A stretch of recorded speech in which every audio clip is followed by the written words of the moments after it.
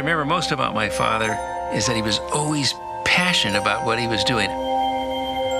He used to always tell me, if you have a goal out there, and if you're willing to work for it, one day it'll happen. It was his curiosity to try to understand how nature worked, how science worked.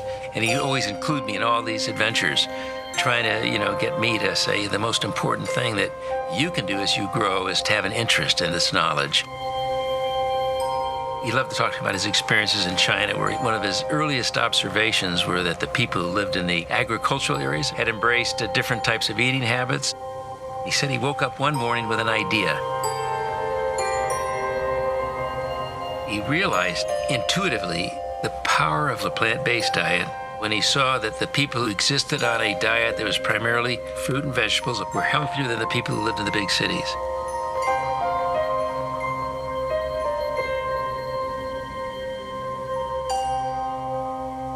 Theorized there must be hundreds, maybe thousands of important factors in a plant-based diet that were important in human nutrition. And he began to conceive of a supplement that you could make from plants that you could add back to the human diet. And then he came back to the United States in 1927, and 7 years later introduced Nutrilite into the marketplace.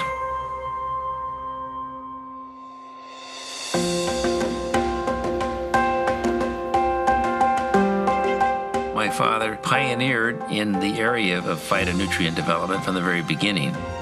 He was always working on experiments, trying to figure out ways to share it with other people. I think it was born out of his desire to help people. He did these simple little experiments with plant materials, and he saw these colors showing up in a chromatographic column.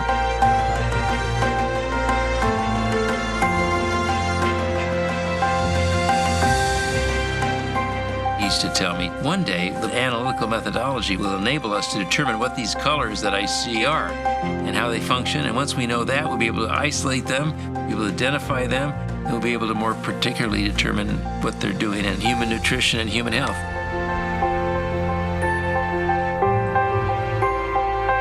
I think we've come a long way in discovering what nature holds, but we have a long way to go. I think we haven't scratched the surface. My dad would say we haven't even scratched the scratch. His thoughts way back then were very far-sighted, and now we're beginning to realize he was spot on. We've got to take responsibility for ourselves, our own health, the health of the environment, if we're going to protect and strengthen our society for the future.